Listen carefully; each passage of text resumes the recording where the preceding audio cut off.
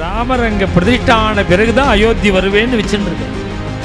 நம்ம பாரத தேச வாசிகளுடைய ஒரு பாக்கியம், ராமபக்தாளுடைய ஒரு பாக்கியம், 500 வருஷமா பண்ணின தபஸ் 2-3 நாளா எல்லாம் வந்துட்டு இருக்கு. 35 வருஷமா வயசான பாட்டி மௌன விரதமா. இவன் நாளைக்கு தான் பேச போறாவ.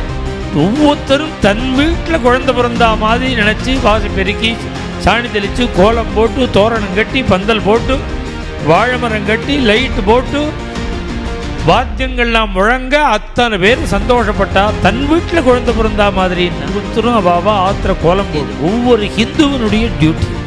வெளிநாடுகளில் இருக்கக்கூடிய பக்தாள் உள்பட கொண்டாட வேண்டிய ஒரு சந்தர்ப்பம் அது. அயோத்தியில் இருக்கிறதுக்கு நம்ம கோவிலில் என்ன 3 நாளாக லைட் ஏறி எடுத்துப்பார். கும்பாபிஷேக நேரத்தில் கூட இது மாதிரிலாம் கவனிக்கல, இதுக்கெல்லாம் பண்ணணும்னு.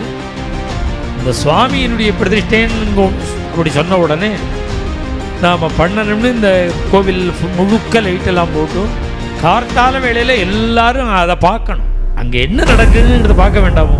நம்முடைய கிரகத்தில் நடக்கிற மாதிரி நினச்சி அதை கொண்டாடி சுவாமியினுடைய கிருபைக்கு பாத்திரமாகணும்.